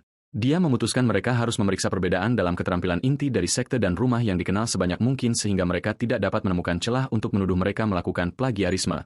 Tetapi dia menghadapi masalah dalam cara mendapatkan keterampilan inti ini segera. Sementara itu, kedua muridnya, Soa dan Wong memanggilnya dengan bingung. Soa bergegas masuk berteriak pemimpin sekte. Terlihat sangat frustrasi dan dia bertanya kepada mereka apa yang terjadi. Mereka memberitahunya bahwa tamu telah tiba yang membuatnya terkejut. Di pintu masuk, seorang wanita bernama Chiong Ha bertanya-tanya apakah Patriar Pelit itu benar-benar membeli properti ini. Rekannya yang besar, Nam Gongwu, memperingatkannya untuk tidak menyentuh apapun sembarangan sebelum dia membunuhnya. Ketika Huan muncul, dia menanyakan identitas mereka. Nam Gongwu menyambutnya, memanggilnya dengan gelar lamanya, Patriar Agung Unit Langit Biru. Kedua tamu diperkenalkan. Nam Gongwu, anggota unit Langit Biru besar dari keluarga Namong, dan Chiong Ha, pemimpin unit. Dia kemudian bertanya apakah dia sekarang adalah pemimpin sekte pedang surgawi.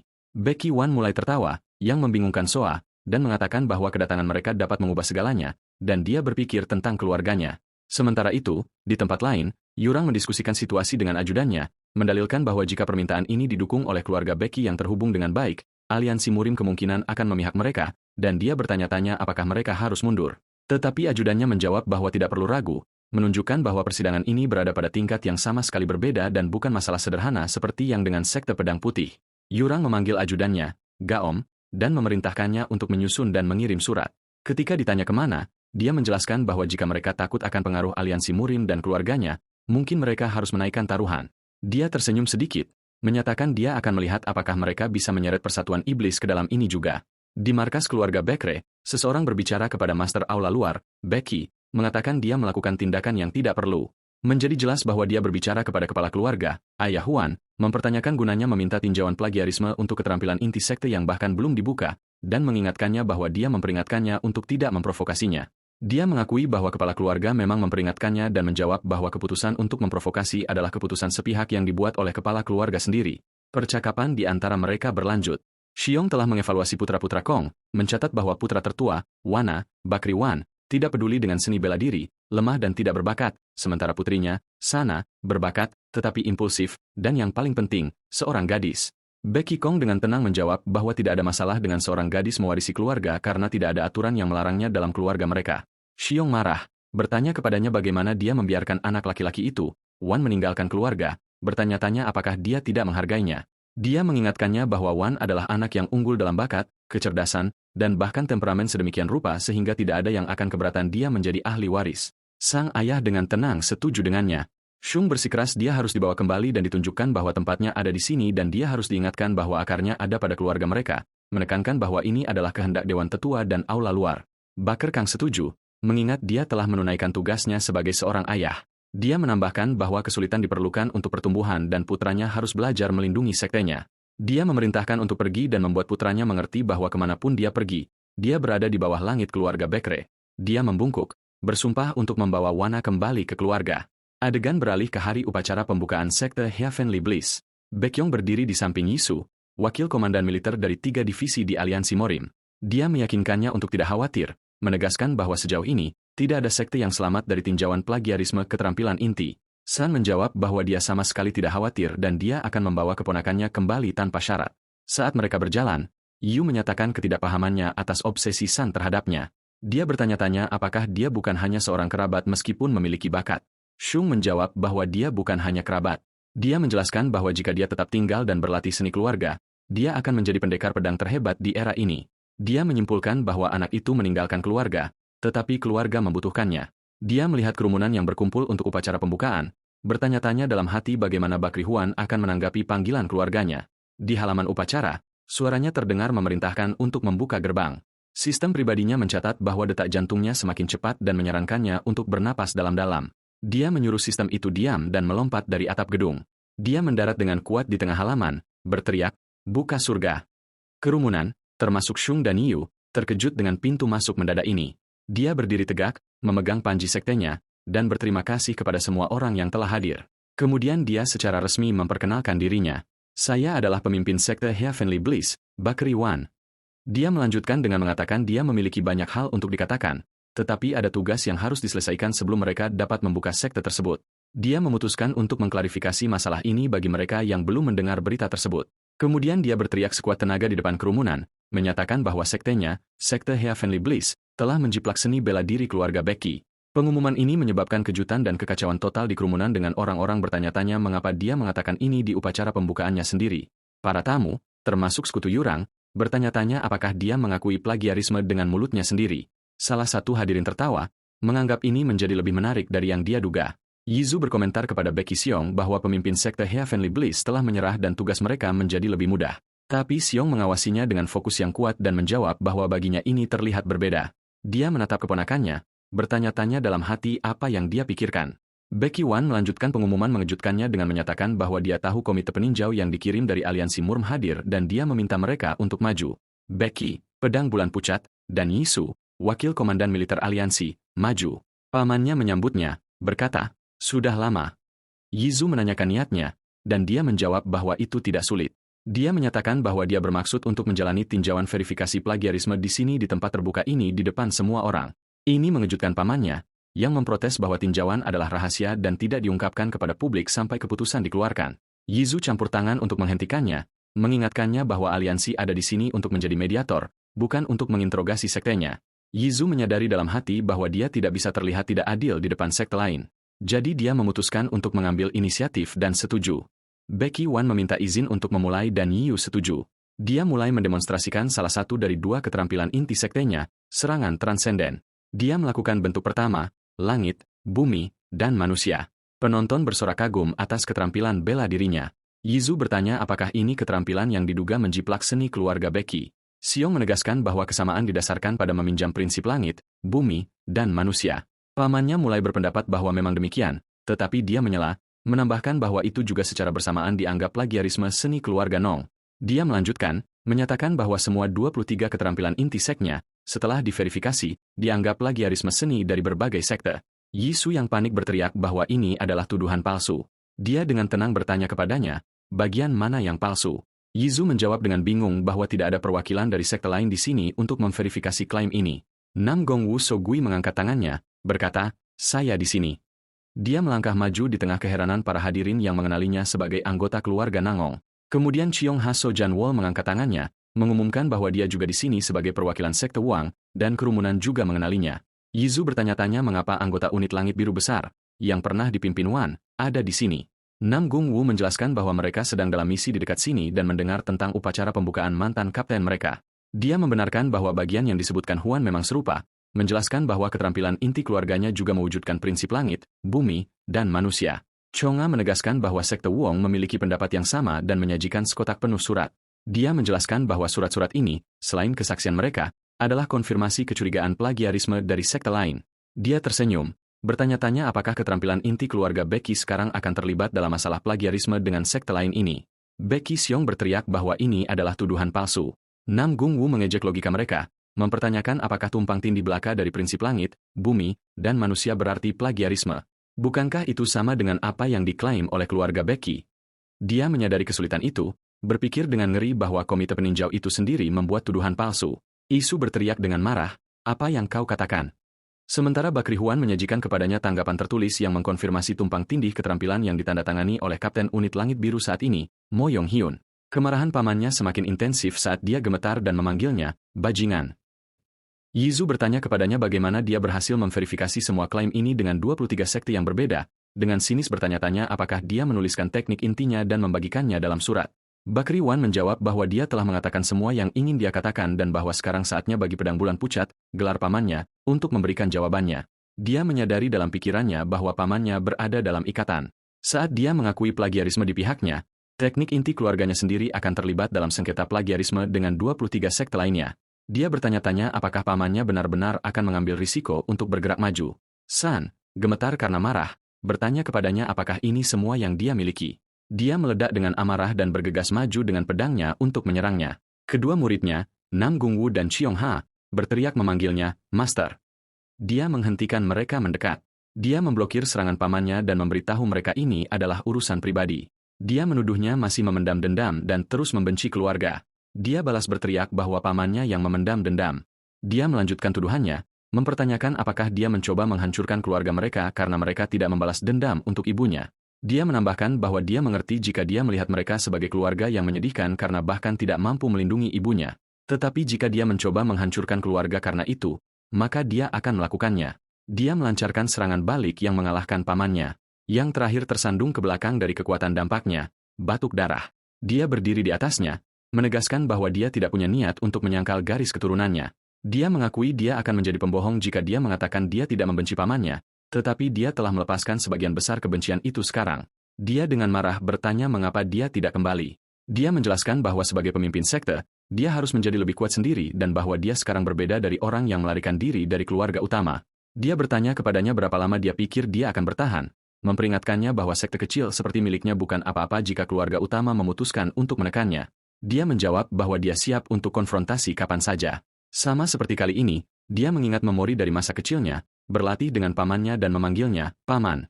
Dia ingat bagaimana dia dengan bangga berteriak bahwa dia akhirnya berhasil memblokir salah satu serangannya dan pamannya tertawa, mengatakan kepadanya, nama panggilan sayangnya, untuk bersiap untuk serangan lain. Kembali ke masa kini, dia menyapa pamannya yang terbaring di tanah, mengatakan kepadanya bahwa sebagai pemimpin sekte Heavenly Bliss, teknik inti dan seni bela dirinya tidak dijiplak dari sekte lain. Kemudian dia menambahkan sebagai keponakannya dari keluarga Bekre bahwa dia memintanya untuk menunggu sedikit lebih lama, bersumpah bahwa dia akan mengungkapkan semuanya suatu hari nanti. Pamannya memberikan senyum tipis. Dia bangkit dan secara resmi mengumumkan identitasnya. Becky, kepala luar keluarga Becky dan adik laki-laki kepala keluarga saat ini, mengumumkan namanya sebagai Chang Wol. Dia menyatakan di depan kerumunan bahwa sekte Heavenly Bliss tidak menjiplak seni bela diri keluarga Becky. Kerumunan meledak dengan sorak-sorai dan tepuk tangan. Di antara penonton, seseorang bertopeng tersenyum, berpikir bahwa dia siap untuk campur tangan jika keadaan menjadi buruk. Tetapi tampaknya Huan tidak membutuhkan bantuan apapun, memuji lelaki tua itu, Yurang, atas pilihannya yang baik. Sementara itu, Gaom, seorang murid master ruangan naga kuning, muncul, memarahi pria bertopeng itu dan menyuruhnya diam. Pembantu itu menggerutu tentang datang sejauh ini, tetapi menyatakan kekaguman pada istana, bertanya-tanya apakah itu senjata ilahi atau artefak ajaib. Pria bertopeng itu, Sado Rianju, Master Serikat Iblis, muncul dan tersenyum, berkomentar bahwa Becky Wan adalah orang yang lebih menarik dari yang dia duga. Dia mengumumkan bahwa dia akan pergi dulu dan menghilang ke dalam bayang-bayang. Gao mengawasinya pergi dan berpikir bahwa orang ini adalah mitra bisnis pertamanya. Kembali di markas sekte Heavenly Bliss kemudian, Soa terlihat terkejut saat dia memikirkan betapa tidak dapat dipercayanya apa yang terjadi. Adegan menunjukkan bahwa 3 hari telah berlalu sejak upacara pendirian dengan Wong Pa menyapu halaman dan menggerutu bahwa tidak ada satupun orang yang datang untuk bergabung dengan sekte tersebut. Becky Wan mencoba mempertahankan ketenangannya, tetapi dia mencengkeram kuas tulisnya dengan kemarahan sedemikian rupa sehingga hampir patah, mendorong Soa untuk memperingatkannya. Sistem mendeteksi bahwa detak jantungnya berfluktuasi. Dia merenungkan cara mendapatkan murid baru, menyimpulkan bahwa itu membutuhkan reputasi yang sangat tinggi atau membangun kepercayaan dengan berkontribusi pada komunitas lokal dalam jangka waktu yang lama. Dia mempertimbangkan untuk mengirim Wong Pa untuk mendatangkan bisnis, tetapi mempertimbangkan kembali dan menyerahkan dokumen kepada Soa untuk dikirim ke perusahaan dagang Hawon. Ketika dia bertanya tentang isinya, dia mengatakan itu adalah metode untuk merekrut murid. Dokumen itu ternyata adalah permintaan kerjasama dengan Institut Pelatihan Aliansi Murum. Adegan bergeser ke kantor wakil komandan kedua Aliansi Murum, di mana seorang pembantu memberitahu atasannya bahwa para peserta pelatihan di Hall of Strength telah mengajukan penolakan untuk berlatih. Komandan bertanya alasannya dan pembantu itu menjelaskan bahwa turnamen seni bela diri kelulusan sudah dekat dan para peserta pelatihan merasa proses pelatihan tidak adil. Dia menjelaskan bahwa aliansi membagi peserta pelatihan antara Hall of Strength untuk sekte kecil dan independen dan Hall of Virtue untuk sekte besar dan independen, sekte bergengsi, dan keluarga terkenal. Komandan Jagalong berkomentar bahwa Hall of Strength biasanya menawarkan pertarungan yang adil. Tetapi pembantu itu mengklarifikasi bahwa kelompok tahun ini dari Hall of Virtue sangat kuat dan Hall of Strength telah kalah dalam turnamen selama 3 tahun berturut-turut dan moral mereka sangat rendah. Dia menambahkan bahwa mereka mencoba membujuk Master Hall of Strength, tetapi tampaknya dia diam-diam mendukung penolakan mereka. Jagalong menyimpulkan bahwa Master setelah dikalahkan selama 3 tahun berturut-turut ingin menyelamatkan muka. Pada saat itu, seekor merpati pos tiba membawa pesan Wan. Setelah membaca pesan itu, Komandan Jagal Hui memerintahkan pembantunya untuk mengumpulkan semua peserta pelatihan Hall of Strength dan menyatakan bahwa pelatihan akan dilanjutkan sesuai jadwal. Di pegunungan dekat Hayong County, para peserta pelatihan terlihat berlatih keras. Salah satu dari mereka tiba-tiba terbangun. Ternyata itu adalah peserta pelatihan Shun Wukang yang terengah-engah di tempat tidurnya. Dia merenung, dikenal sebagai peserta pelatihan di Hall of Strength, bertanya-tanya berapa lama dia akan terus membawa rasa malu pada dirinya sendiri. Dia bangun di malam hari untuk menemukan rekannya Sean Munch sedang menulis. Dia mengatakan kepadanya gilirannya belum tiba dan dia harus sedikit dewasa. Kang, tidak bisa tidur. Bertanya kepadanya apakah ada sesuatu yang tidak biasa. Dia meminta maaf, menjelaskan bahwa pelatihan saat ini adalah kesalahannya. Dia mengakui bahwa dialah yang mendorong penolakan pelatihan. Dia percaya aliansi menganggapnya sebagai tantangan dan mengirim mereka sebagai hukuman ke sekte yang tidak dikenal, sekte Bakri Wan. Rekannya menjawab bahwa itu tidak masalah, menyarankan bahwa jika mereka tidak mempercayai sekte itu, mereka dapat menekan pemimpinnya, Wan, sampai dia menghormati pendapat mereka sampai batas tertentu. Dia mencatat bahwa sudah waktunya untuk pergantian penjaga dan menyuruhnya tidur. Tiba-tiba, mereka melompat waspada dan Chuck berteriak, "Siapa di sana?" Becky Huan muncul di hadapan mereka, memperkenalkan dirinya sebagai pemimpin sekte Heavenly Bliss. Dia mengumumkan kepada mereka bahwa dia sekarang akan memulai tes masuk sekte. Dia menjelaskan bahwa aturannya sederhana. Dia memberitahu mereka bahwa yang harus mereka lakukan hanyalah salah satu dari mereka berhasil melewati ambang batas sektenya, pintu masuk gedung. Setelah mendengar ini, Kang berteriak agar anggota Hall of Strength lainnya bersiap untuk bertempur. Huan bergegas menyerangnya, mengalahkannya dengan satu pukulan cepat, membuat Chuck terkejut. Chuck meneriakkan namanya setelah dia jatuh ke tanah. Bakri Wan menambahkan kondisi pada tes. Mereka harus berhasil melarikan diri darinya dengan aman. Sementara itu, dekat Gunung Wang di Provinsi Hubei, beberapa orang bertukar berita tentang peserta pelatihan Hall of Strength. Salah satunya menjelaskan bahwa lokasi pelatihan mereka untuk musim ini adalah sekte baru yang belum pernah didengar siapapun. Seorang pemuda berkomentar bahwa dia tidak tertarik, menganggapnya tidak ada gunanya, dan bahwa aliansi Miram hanya mencoba menciptakan semacam keseimbangan. Wanita muda itu menolak gagasan itu, mengatakan mereka semua sama dan tidak masalah siapa instrukturnya karena dia akan menang di turnamen. Kilas balik muncul. Dia ingat dirinya sebagai seorang anak memanggil kakaknya, menanyakan kemana dia pergi. Adegan menunjukkan dia, gadis kecil itu menangis dan memanggilnya saat dia meninggalkannya, Baekre Wan. Kembali ke masa kini. Dia diperkenalkan sebagai Mugyong Guan Baekri-san, adik perempuan Baekre Wan, dan dia bersumpah pada dirinya sendiri bahwa dia tidak berniat kalah sampai dia tahu mengapa kakaknya meninggalkan keluarga. Kembali di tempat latihan Wan, Wan menyerang para peserta pelatihan. Dia mengamati pertarungan mereka dan berkomentar bahwa tingkat mereka tidak buruk. Chuck bergegas membantu rekannya yang jatuh, bertanya apakah dia baik-baik saja. Dia menghadapinya, bertanya mengapa dia menyerang mereka jika dia adalah pemimpin sekte. Wan tersenyum dan menjawab bahwa ini adalah gaya mengajarnya dan dia perlu memahami mereka semua sebelum dia bisa mulai mengajar mereka. Chuck mengingatkannya tentang aturan tes, satu orang berhasil, dan bertanya apa yang akan terjadi jika mereka gagal. Dia menjawab sambil menyerang bahwa jika mereka adalah tipe yang bahkan tidak bisa lulus tes masuk sederhana seperti ini, tidak perlu mengirim mereka ke turnamen seni bela diri. Dia menjelaskan bahwa dia berencana untuk mengikat semua orang yang gagal dan melemparkan mereka ke gudang sampai semua pertandingan selesai. Dan dia menyatakan bahwa ini adalah penghinaan terbesar yang dapat diderita seorang seniman bela diri. Kekalahan tanpa kesempatan untuk bertarung. Chuck berteriak dan memintanya untuk menunggu. Saat serangan berlanjut, Kang tiba-tiba muncul di hadapannya dan memblokir serangannya.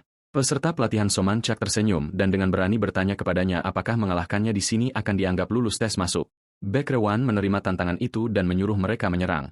Mereka menyerang bersama dan dia berkomentar bahwa itu adalah keputusan yang baik. Adegan menunjukkan bentrokan yang keras dan mereka menjerit kesakitan. Dia menjelaskan bahwa keputusan mereka akan menjadi baik jika bukan karena fakta bahwa lawan mereka adalah dia. Kang ditampilkan dalam keadaan terkejut. Dia berdiri di depan para peserta pelatihan. Dia mudah dikalahkan dalam ukuran. Dia mengejek mereka, bertanya-tanya kemana perginya semangat awal mereka dan bagaimana mereka bisa bingung oleh kemunduran sederhana. Peserta pelatihan Seon Agang bangkit dan menyerang lagi, yang dikomentari Huan, bagus.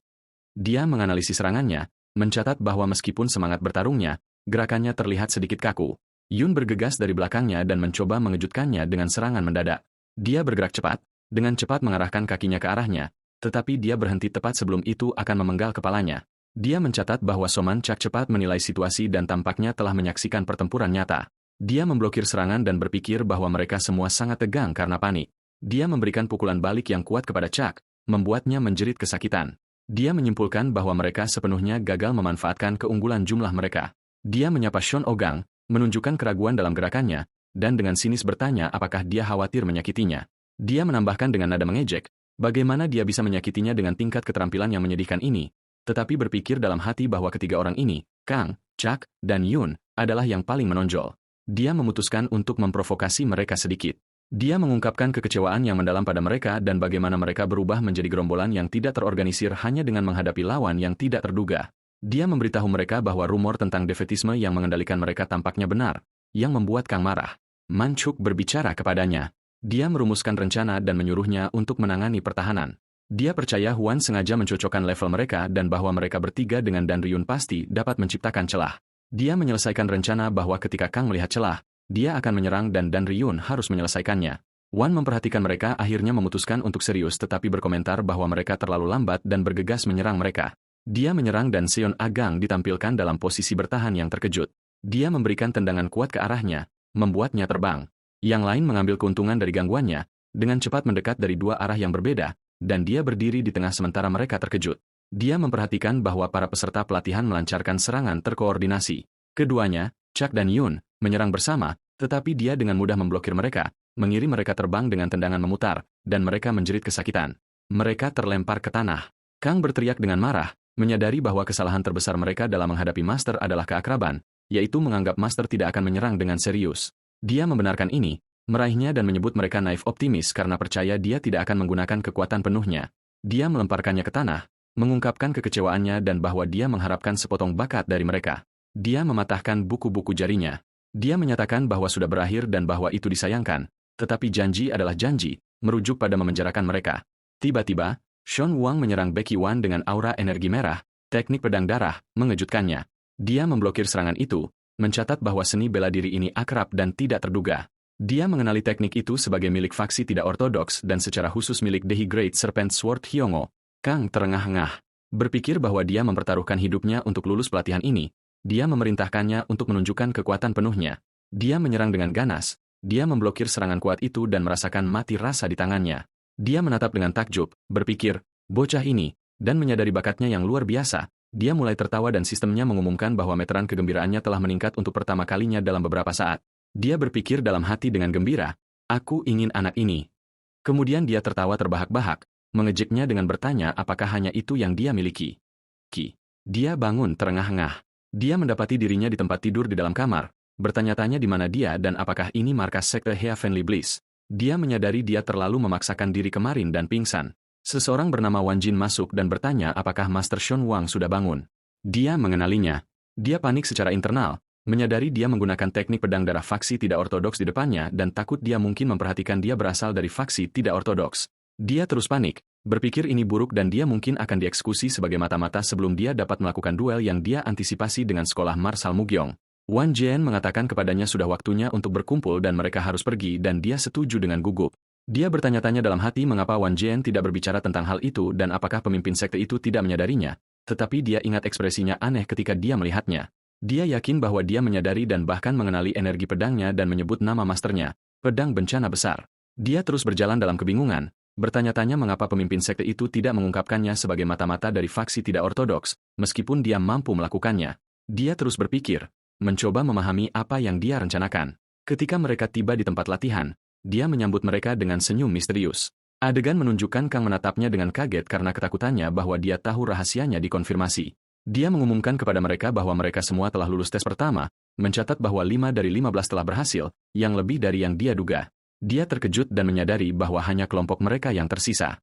5 peserta pelatihan yang berhasil ditampilkan, Orang dan Rion, Wan Jin, Manchuk, dan peserta pelatihan terakhir Wu Gangkang. Becky Wan menjelaskan tahap pelatihan berikutnya. Selama 15 hari ke depan, masing-masing dari mereka akan berlatih tanding dengan murid sektenya sekali sehari dan mereka harus menggunakan sisa waktu mereka untuk belajar dan memperbaiki teknik mereka. Kemudian dia memerintahkan muridnya Soa untuk membagikan alat-alat. Dia memberikannya kepada rekan mereka, membenarkan itu adalah senjata yang dia gunakan. Dia membawa satu set senjata kayu dan meminta semua orang untuk mengambil satu. Kemudian dia memperkenalkan dirinya, memberitahu mereka bahwa dia akan menjadi mitra tanding mereka selama pelatihan seperti yang diperintahkan pemimpin sekte. Dia membenarkan ini dan meminta mereka untuk memperkenalkan diri dan bergaul. Wang Pal, murid kedua, memperkenalkan dirinya dengan canggung. Monchuk menyela, mengatakan bahwa perkenalan adalah buang-buang waktu dan menyarankan mereka memulai tanding hari ini terlebih dahulu. Soa setuju dengan antusias, menyarankan mereka bertarung 5 lawan 2, mereka berlima melawan dia dan Wang Pal untuk menghemat waktu. Mereka terkejut dengan proposal ini. Anehnya, Wong setuju dengan ide itu. Baekre Wan tersenyum bangga, berkomentar pada dirinya sendiri bahwa dia bangga pada Soa dan dia juga setuju. Chuck berkomentar sinis tentang kepercayaan diri mereka yang berlebihan. Dia memutuskan dia akan menanganinya sendiri dan meminta keempat rekannya untuk hanya menonton. Dia menyatakan dimulainya tanding, berpikir bahwa mereka mungkin telah kalah dari sekolah marshal Mugyong selama 3 tahun, tetapi mereka tidak akan dikalahkan oleh sekte yang tidak dikenal. Dia bergegas menuju Soa, menyatakan dia akan menyelesaikannya dengan cepat, tetapi dia memblokir tombaknya. Dia melanjutkan serangannya, menyatakan bahwa dia belum selesai. Dia melancarkan serangkaian serangan cepat, percaya pukulan berikutnya akan menjadi yang menentukan. Tiba-tiba, sifat uniknya, pikiran jernih, aktif, yang mengejutkannya ketika dia meraih tombaknya. Dia melepaskan aura seni dingin, menyebabkan tombaknya membeku saat dia menjerit kaget. Dia memperingatkannya dengan senyum bahwa serangannya akan sedikit menyakitkan. Dia bergegas maju dengan serangan esnya yang kuat. Shon Wu Kang menjerit namanya saat dia melihat serangan itu. Setelah kekalahannya, dia mengundang peserta pelatihan lainnya untuk menyerangnya bersama. Biksu itu, Wan Jian, bergegas maju, berteriak bahwa namanya Wan Jian, bukan yang lain, tetapi dia memblokir serangannya. Dia terkesan dengan sikap bertahannya yang luar biasa dan memuji latihannya yang keras. Dia berterima kasih padanya dengan malu-malu, tetapi dia memperingatkannya bahwa pukulan berikutnya tidak akan mudah. Dia menyerang, tetapi Wong tiba-tiba campur tangan untuk memblokir serangan itu, mengejutkan Soa.